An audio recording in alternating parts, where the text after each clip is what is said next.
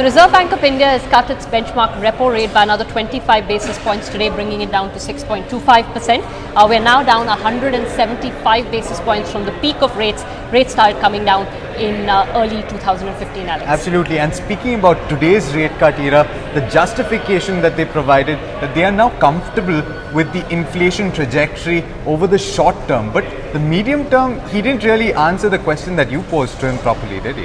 Absolutely. So I think in the monetary policy report, which accompanies today's decision, the RBI seems very uncomfortable about meeting that 4% target. In particular, they're talking about the house rent allowance, which is going to at some point come in as part of the 7th Pay Commission. That will have direct and indirect impact. So they, in the monetary policy committee report, the monetary policy report, talk about the fact that there could be some additional tightening needed. So the question is, why are they easing now? But I think he talked about the fact that there are as many downside risks to inflation as there are upside. And very specifically on food inflation, there were quite a few statements made both in the monetary policy report and in the justification for the changes that took place. But another statement that was made by Mr. Michael Patra today about the real interest rate. For the longest time during Rajan's tenure, they were talking about achieving that 1.5% level, and now they're saying that 1.25% is what they're comfortable with. Absolutely. There seems to be continuity of Rajan's policies with a little bit of flexibility, because Michael Patra did suggest that they're comfortable with a real rate of about 1.25%,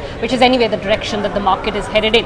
Talking about continuity with a difference, there's also a slight change in stance on bank bad loans. There's actually something that I wanted to bring up, and it's interesting that you say continuity, because yes, they're talking about S4A, yes, they're talking about continuing the schemes on non-performing assets.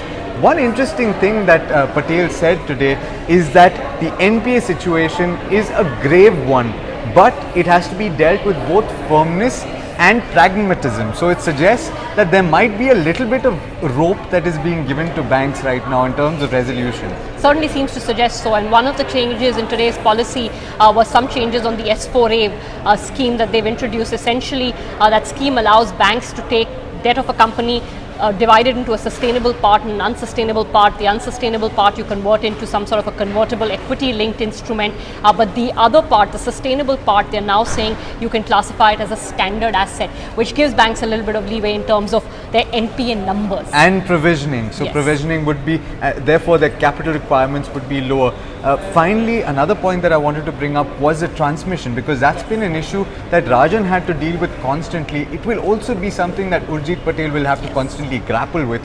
His responses today was simply that he's hopeful that banks will transmit rates. So nothing really, apart from the fact that they still have to come up with new norms on MCLR, rather they have to tweak it a little bit. So we'll have to see what comes out in that regard. Yes, and to be fair to them, this is a problem that the RBI has dealt with over many different rate setting frameworks, be it the BPLR, the base rate, or the MCLR. Just a last word before we wrap up here. There's some change or some cheer for startups. They can now raise external commercial borrowings, said the RBI. Small ones, but they can go ahead and raise them. Well, that's it from the RBI. That's our coverage for the monetary policy. Ira Duggal and Alex Matthew signing off.